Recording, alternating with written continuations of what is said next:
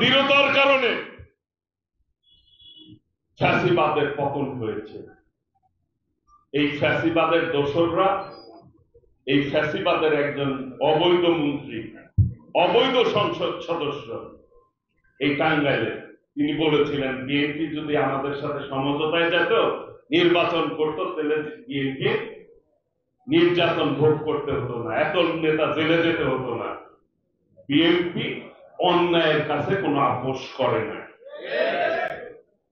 কাজেই বিএনপি আল্লাহ রহমতে এই দেশে টিকে থাকবে।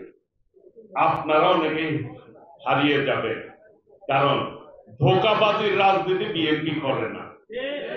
জনগণকে যখন যে কথা বলেছে সেই কথা রক্ষা করেছে বিএনপি। বিএনপির সাথে সমন্বয় করে দ্রুততম সময়ের মধ্যে কেন্দ্র ভিত্তিক কমিটি আমাদেরকে করতে হবে।